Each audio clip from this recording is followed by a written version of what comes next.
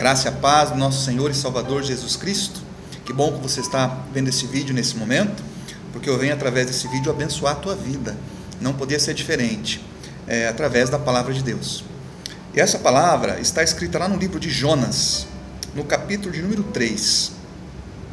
E essa palavra nos diz assim: E veio a palavra do Senhor segunda vez a Jonas, dizendo: Levanta-te e vai à grande cidade de Nínive, e prega contra ela a pregação que eu te disse. E levantou-se Jonas e foi a Nínive, segundo a palavra do Senhor. Era, pois, Nínive uma grande cidade de 3 dias de caminho. Eu gostaria de chamar a sua atenção para um detalhe. Aqui a palavra de Deus diz que veio a palavra do Senhor a Jonas pela segunda vez, e ele obedeceu. Se nós olharmos o capítulo anterior, os capítulos anteriores, nós vamos ver que quando Deus falou a primeira vez com Jonas, ele foi rebelde, ele não obedeceu. E ele teve um grande problema, ele quase perdeu a vida. Então não é necessário esperar Deus falar 2, 3, 4, 5 vezes conosco, não. O bom é quando Deus fala com a gente e a gente logo de pronto obedece, porque nós só temos a ganhar com isso. E lá no versículo de número 4, diz assim: E começou Jonas a entrar pela cidade, caminho de 1 dia, e pregava, e dizia: Ainda 40 dias e Nínive será subvertida. E os homens de Nínive creram em Deus, e proclamaram um jejum, e vestiam-se de panos de saco, desde o maior até o menor.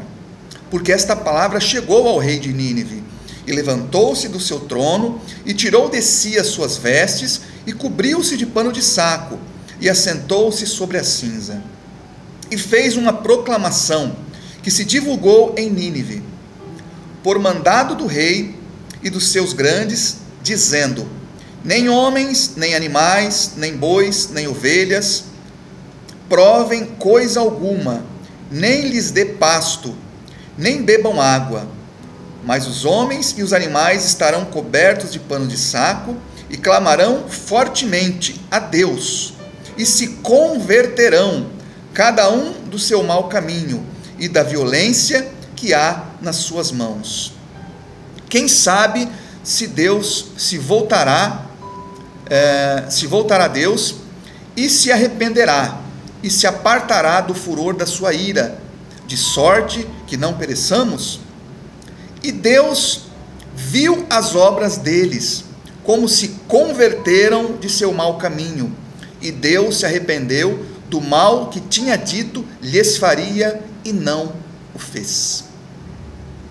Então aqui, o que aconteceu? Um grande milagre, talvez o maior milagre que Deus realiza na vida de um ser humano.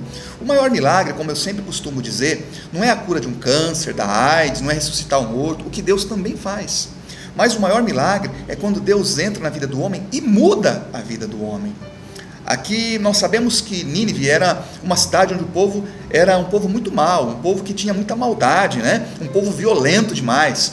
E então a palavra do Senhor diz que Jonas foi lá e pregou para esse povo, falou do amor de Deus, falou sobre o arrependimento, porque Deus pediu para Jonas pregar sobre o arrependimento para aquele povo. Aquele povo era um povo que fazia muita maldade. E então, através da palavra de Deus, aquele povo, olha que coisa linda, se converteu. Ou seja, conversão é mudança, é uma mudança de direção. Então o próprio rei, ele tirou as suas vestes reais, se cobriu com panos de saco, se sentou na cinza. O que significa isso? Isso naquela época era um símbolo de humilhação. Então todo aquele povo se humilhou diante de quem? Diante de Deus. O próprio rei colocou lá um decreto: todo o povo vai clamar a esse Deus. E todo mundo se converteu, irmão. Olha que coisa linda. Então aqui a palavra do Senhor diz, no versículo 10, que Deus viu as obras deles. Que obras? Obras de arrependimento. Então arrependimento não é só um sentimento, não, é obra, é uma atitude de arrependimento. Quando eu me arrependo verdadeiramente, eu mudo a minha atitude. Por isso que Deus diz aqui: Deus viu as obras deles. Então, atitudes de arrependimento. Não adianta a pessoa dizer que se arrependeu e continuar fazendo a mesma coisa. Não tem obra nenhuma, não tem atitude nenhuma. Isso não é arrependimento. Isso é apenas um sentimento de remorso. O verdadeiro arrependimento é uma mudança, como está escrito aqui. O povo todinho se converteu. O povo mudou de atitude. Esse é o verdadeiro arrependimento. E o que Deus fez então com aquele povo? Deus então tinha dito ao povo que ia acontecer uma coisa muito ruim com eles. Por quê? Porque o salário do pecado é a morte, né? Ou seja, todas as vezes que eu peco, todas as vezes que eu erro, que eu falho, existe uma consequência, e a consequência para aquele povo seria gravíssima. E quando aquele povo então se arrepende, Deus então protege aquele povo. Deus disse: olha, vocês se arrependeram, agora eu vou guardar, eu vou proteger vocês, porque eu vi no coração de vocês o verdadeiro arrependimento. Irmãos, esse é um milagre muito grande. A palavra do Senhor diz que há uma festa no céu por um pecador que se arrepende. Então não importa se a pessoa é uma pessoa violenta, se a pessoa tem vício, se a pessoa talvez seja o pior bandido da face da terra, quando ele se arrepende, Deus perdoa. Deus não lança ninguém fora. Jesus disse: aquele que vem a mim, de maneira nenhuma eu lançarei fora. Não, Deus recebe todo aquele que se arrepende. Deus sempre está pronto a nos receber de braços abertos. Não é vergonha não você se arrepender, você assumir que errou e mudar. Não, vergonha é você continuar no erro. Vergonha é você continuar fazendo as mesmas coisas erradas. Não, é sinal de humildade, quando você reconhece o seu erro e se arrepende. Com certeza, você só tem a ganhar, porque Deus vai estar do teu lado, Deus vai estar te perdoando, te abençoando e te salvando, o que é o melhor de tudo. Mas aí então, o que aconteceu? Aquele povo todo se converteu, Deus abençoou, guardou aquele povo de todo mal. Então, como você acha que Jonas se sentiu depois disso? Ora, ele foi usado por Deus para converter toda uma cidade. Olha que coisa linda. Eu imagino que você, se fosse usado por Deus para dar uma palavra a alguém, ou por exemplo, a dar uma palavra a uma multidão de pessoas, e todos se convertessem, todos mudassem de vida, eu tenho certeza que você ia ficar muito feliz, não ia? Eu iria ficar grandemente feliz. Mas, olha só o que aconteceu com Jonas. No capítulo 4, diz assim: mas desgostou-se Jonas extremamente disso e ficou todo ressentido. Mas que coisa estranha. Um homem de Deus, usado por Deus, opera um grande milagre desse na vida daquele povo, de toda a cidade. Eram milhares de pessoas que estavam ali e se converteram. E Jonas ficou magoado, ficou triste. A Bíblia diz que ele ficou extremamente ressentido. Por que será? Nós vamos ver aqui o porquê. E nós vamos entender o porquê também que na primeira vez que Jonas ouviu a voz de Deus, ele não obedeceu. Ele fugiu da face de Deus e quase perdeu a sua vida. Aqui diz no versículo 2 do capítulo 4: e orou ao Senhor e disse: ah, Senhor, não foi isso que eu disse, estando eu ainda na minha terra? Por isso me preveni, fugindo para Tarsis, pois sabia que és Deus piedoso e misericordioso, longânimo e grande em benignidade, e que te arrepende do mal. Peço-te, pois, Senhor, tira a minha vida, porque melhor é morrer do que viver. E disse o Senhor: é razoável esse teu ressentimento? Olha que coisa, meu irmão. Jonas ficou muito chateado, ele chegou a ponto de ficar tão chateado, tão revoltado, que ele pediu a Deus a morte. Por que Jonas ficou tão revoltado? Porque ele diz assim: eu sabia, Deus, eu ia falar, pregar a tua palavra para aquele povo, e aquele povo que era um povo muito mau, se ele se arrependesse, eu tinha certeza, o Senhor ia perdoar ele, o Senhor ia abençoar a vida daquele povo. Mas Jonas não queria que isso acontecesse, porque Jonas, na verdade, ele já havia julgado aquele povo como um povo que não merecia a salvação de Deus. Por isso que ele não quis ir pregar a palavra da primeira vez, e quase morreu, até que Deus convenceu ele que ele deveria ir falar, pregar a palavra de Deus para aquele povo. Mas aí, quando aquele povo todo se converte, Jonas cria uma revolta dentro dele. É a justiça humana. A Bíblia diz que a justiça do homem é como um trapo de imundície comparado à justiça de Deus. Porque a justiça do homem é mais ou menos assim: Aquela pessoa fez um grande mal e ela tem que pagar pelo que ela fez. Ela tem que pagar o preço. Essa é a justiça do homem. Mas na justiça de Deus é um pouco diferente. Na justiça de Deus, Jesus Cristo já pagou o preço por todos os nossos pecados. E quando a pessoa se arrepende, Deus perdoa e salva. Então a justiça do homem quer julgar, quer condenar as pessoas. Ah, você plantou, você vai colher. Muitas vezes a pessoa vai colher mesmo, se ela não se arrepender. É a lei da semeadura. Tudo que você planta, você colhe. Mas quando a pessoa se arrepende, aí entra a justiça de Deus, que ao invés de julgar e condenar, perdoa e salva. E Jonas ficou revoltado com isso, porque ele achava que aquelas pessoas não mereciam o perdão de Deus. Por isso ele quase perdeu a vida.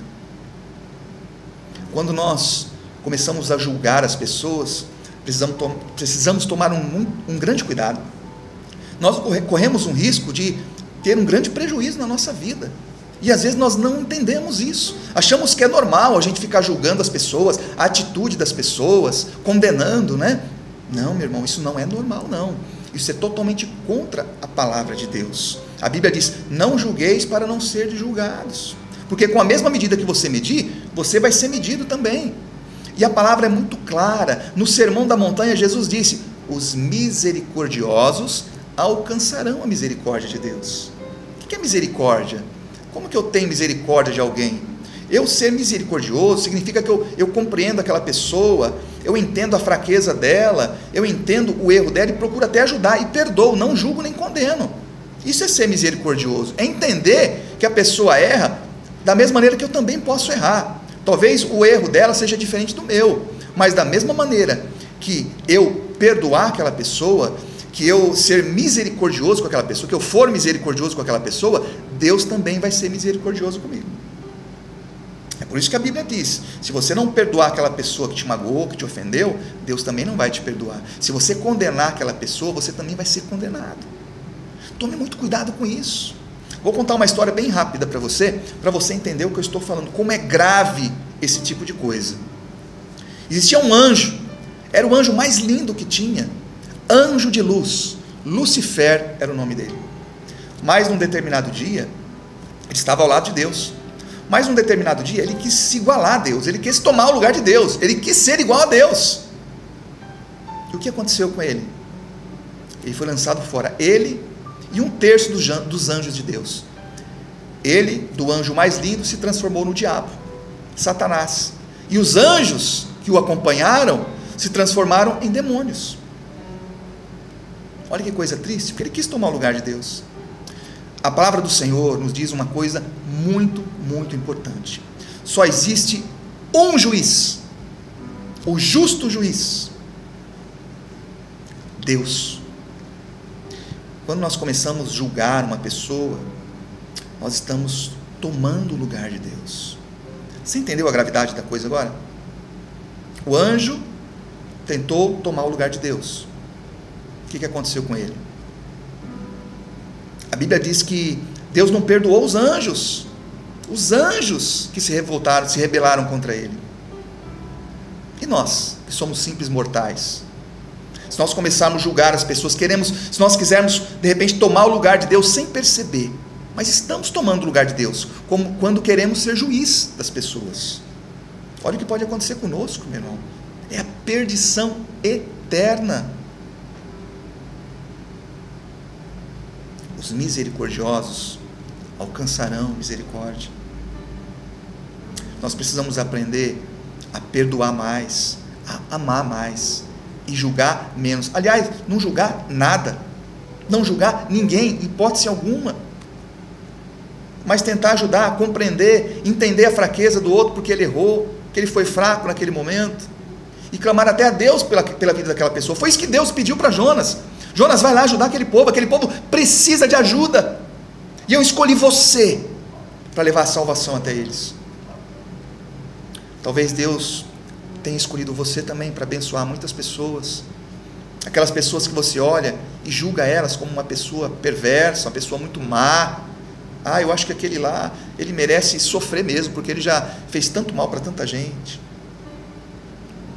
O que a gente não entende é que todos nós merecemos sofrer, porque todos nós, de uma maneira ou de outra, nós pecamos.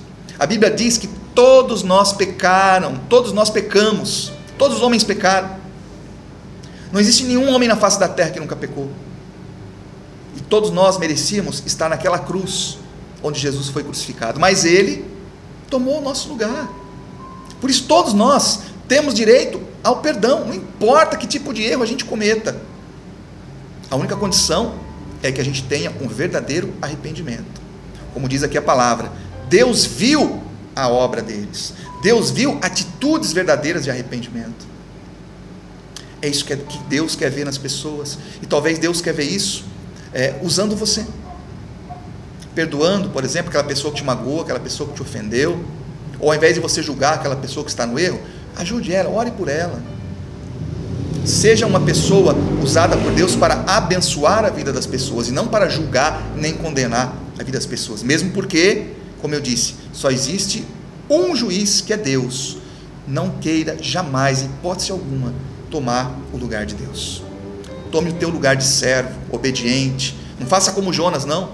Deus precisou falar uma, duas vezes com ele para ele poder obedecer. Quando Deus falar a primeira vez, Senhor, eis-me aqui, faz de mim o que quiseres, em nome de Jesus. Amém? Que Deus possa lhe abençoar grandemente através dessa palavra e colocar essa misericórdia no teu coração, para você começar a ver as pessoas de maneira diferente, para você começar a ver o mundo de maneira diferente. Você não está aqui para julgar, você está aqui para ajudar, você está aqui para amar o teu próximo e ensinar o amor de Deus para eles, para que nós possamos viver num mundo melhor. Aí então, olha o que aconteceu logo depois, versículo 5: então Jonas saiu da cidade e assentou-se ao oriente da cidade, e ali fez uma cabana, e se assentou debaixo dela, à sombra, até ver o que aconteceria à cidade. E fez o Senhor Deus nascer uma aboboreira, que subiu por cima de Jonas, para que fizesse sombra sobre sua cabeça, a fim de o livrar do seu enfado. E Jonas se alegrou extremamente por causa da aboboreira. Mas Deus enviou um bicho no dia seguinte, e subiu ao subir da alva, o qual feriu a aboboreira, e esta se secou.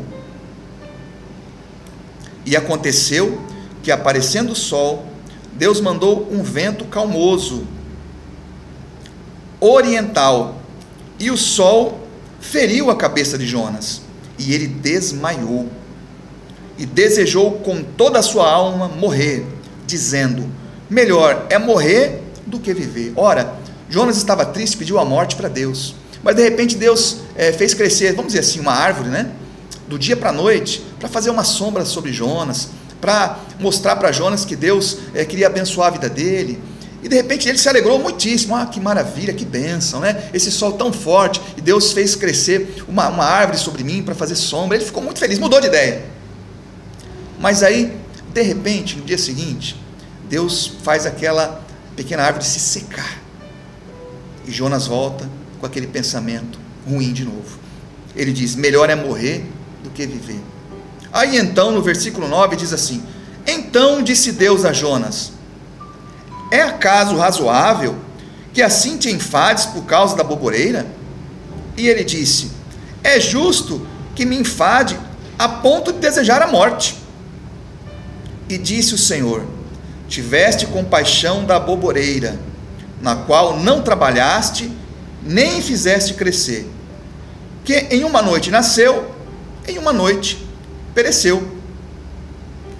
E não hei de eu ter compaixão da grande cidade de Nínive, em que estão mais de 120.000 homens, e que não sabe discernir entre a mão direita e a mão esquerda, e também muitos animais? Aí eu acho que Jonas deve ter caído em si, né? Quer dizer, ele não se importou muito com aquele povo de Nínive, não. Afinal de contas, eles eram pecadores, violentos, né? Ele não se importou muito com aquele povo, não. Mas ele se importou com aquela aboboreira. Valorizou, deu mais valor àquela árvore, àquela planta, do que as pessoas, mais de 120.000 pessoas. Por quê? Porque às vezes nós julgamos de maneira diferente uma determinada situação ou uma determinada pessoa. quando essa situação ou essa pessoa de alguma maneira está nos beneficiando. E esse é um outro erro terrível. A palavra do Senhor diz que a balança de 2 medidas é abominável. Quer dizer, eu julgo de uma maneira uma pessoa ou uma situação, mas se amanhã aquela situação ou aquela pessoa de alguma maneira estiver me beneficiando, eu mudo de ideia, eu mudo de opinião. Que coisa terrível, irmãos, que coisa terrível. As pessoas julgam de maneira errada, isso é iniquidade. Iniquidade é você julgar de uma maneira e depois julgar de outra. Você está sendo uma pessoa iníqua, não está sendo uma pessoa justa. E a gente tem essa tendência. Você quer ver um exemplo disso? Por exemplo, nós estamos vivendo uma situação muito difícil ultimamente, né? O mundo está vivendo uma situação muito difícil. E nessas situações difíceis, o que a gente precisa fazer? É se unir, e se unir a Deus também, né? Para poder resolver as coisas. Mas tem acontecido coisas um pouco diferentes. Em algumas pessoas tem acontecido ao contrário. Ao invés de se unir, as pessoas estão se dividindo, as pessoas estão até com raiva umas das outras. Ao invés de se ajuntar para resolver o problema, estão criando outro problema ainda maior. E não é isso que Deus nos ensina. Você quer ver um exemplo? Por exemplo, há um mês atrás, tem um mês para cá, muitas pessoas têm firmado a sua opinião e às vezes se expressa até na internet, até com agressividade. Não, todo mundo tem que ficar em casa. Todo mundo tem que ficar em casa. Não é assim que a gente tem visto aí na internet? É verdade, né? Se você pode ficar em casa, se você tem condições, é melhor você ficar em casa, com certeza, né? Se eu pudesse ficar em casa, eu ficaria também. Mas o que acontece? As pessoas estão julgando aquele que não fica em casa. Aquele que muitas vezes, não que ele queira, mas que ele precisa trabalhar, porque ninguém trabalha para se divertir, trabalha por esporte. As pessoas trabalham para sobreviver. Então as pessoas estão julgando. Então, aquela pessoa que está em casa, que ela tem condições de ficar em casa, ela está julgando aquela que quer trabalhar. Só que ela não percebeu ainda que muitas pessoas estão trabalhando para ela poder ficar em casa. Então ela julga de maneira diferente. Todo mundo fica em casa, mas desde que esse todo mundo não seja aquelas pessoas que eu vou precisar que me sirvam. É como Jonas aqui. Não se importou com o povo de Nínive, porque ele não dependia daquelas pessoas, não precisava deles para nada. Ele imaginava isso, né? Mas aquela simples árvore, ele precisava dela para fazer sombra, então ele valorizou muito aquela árvore. 2 pesos, 2 medidas. Como eu dizia, tem pessoas que estão trabalhando para que outras possam ficar em casa. Então não julgue, porque cada um sabe a sua necessidade e as suas possibilidades. Não devemos julgar. Da mesma maneira, aquela pessoa que está trabalhando, que pode trabalhar, está trabalhando, também não julgue aquela que prefere ficar em casa, que pode ficar em casa. Graças a Deus que ela pode ficar em casa, é uma pessoa a menos para sofrer um risco, para correr um perigo, não é verdade? Então, nem outro deve julgar. Muito pelo contrário. Você que está trabalhando, que pode estar trabalhando nesse momento, trabalhe com mais amor ainda, com mais dedicação. Talvez Deus escolheu você para ajudar a ressuscitar a economia do país. Você é uma peça importante na sociedade. Então trabalhe com amor, com carinho, se dedique mais ainda e tome, lógico, todos os cuidados necessários. Até para que você, talvez, num momento de necessidade, de um vizinho seu, de um amigo, de um conhecido que está em casa e de repente ficou sem renda, até para que você possa ajudar essa pessoa. Você percebeu como nós precisamos uns dos outros? E você que está em casa, que pode ficar em casa, né? Ao invés de julgar aquela pessoa que precisa trabalhar, você que está com mais tempo, faça alguma coisa de útil. Ore por aquelas pessoas que estão trabalhando. Ajude se você puder ajudar alguém, com uma palavra de conforto. Afinal de contas, você tem mais tempo hoje. Ore pelos seus governantes. Ore pelo Brasil. Todo mundo pode fazer a sua parte. Ninguém precisa julgar ninguém, mas cada um faça aquilo que dá para você fazer para ajudar a sociedade. E não julgue. É verdade? Quem está trabalhando, por exemplo, ou quem precisa e quer trabalhar, Poxa vida, cada um sabe da sua necessidade. Eu, por exemplo, como pai de família, eu creio que você que está me assistindo também, como um pai de família ou como uma mãe de família, se você vê o teu filho chorando em casa com fome e não tem nada para dar para ele comer, eu tenho certeza que você vai sair na rua, você vai enfrentar vírus, bactéria, até o diabo, se preciso for, você vai enfrentar para dar comida para o teu filho. É verdade ou não é? Pois é. Então não julgue. E você que está trabalhando também, né? Não julgue aquela pessoa que está em casa.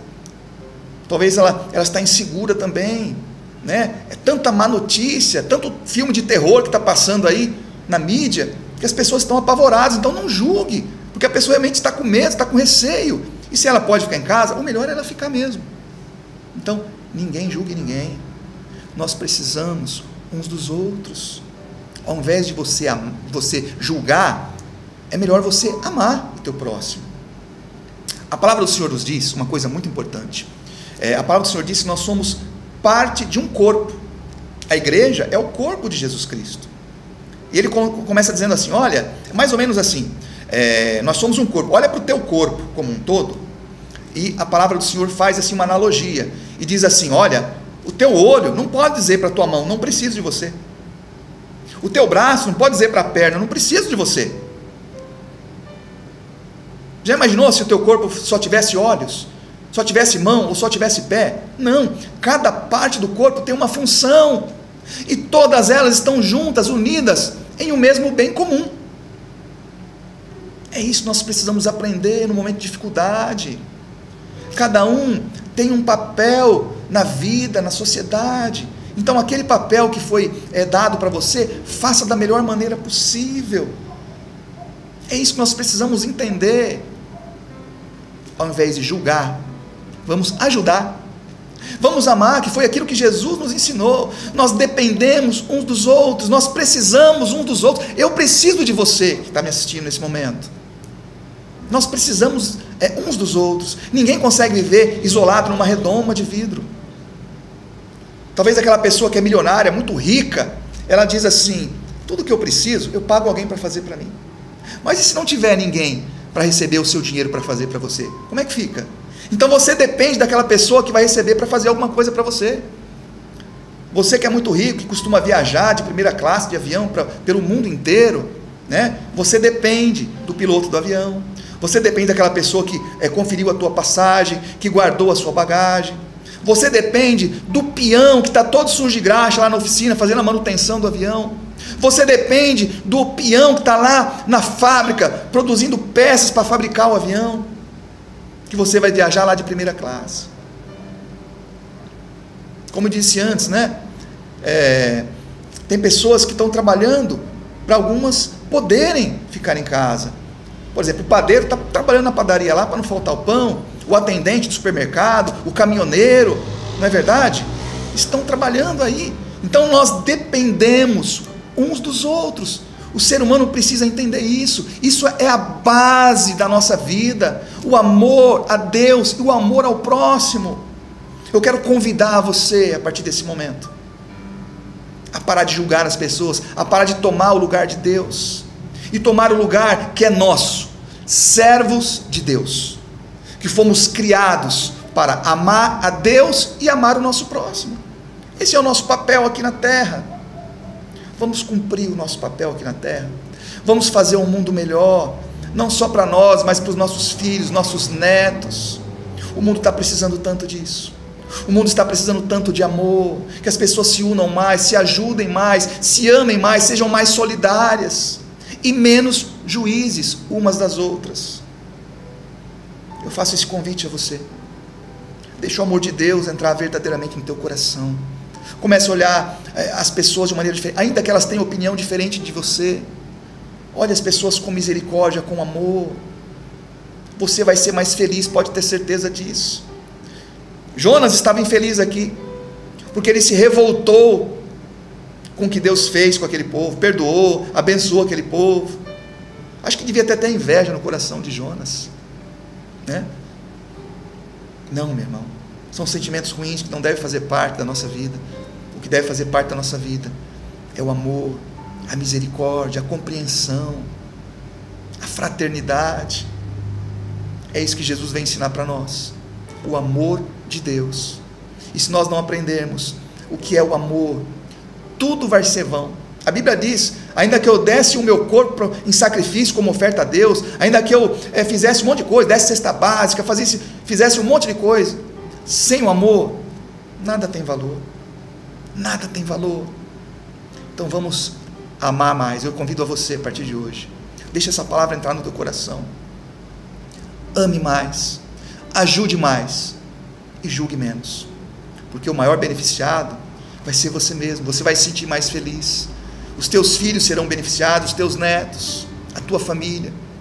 Você vai ver que você vai viver uma vida muito mais alegre, vivendo o verdadeiro amor de Deus. Amém? Que Deus possa abençoar grandemente a tua vida através dessa palavra, que o amor de Deus entre definitivamente no teu coração, que a misericórdia de Deus entre definitivamente no teu coração, em o nome de Jesus. Amém? Deus abençoe grandemente a tua vida, em nome de Jesus.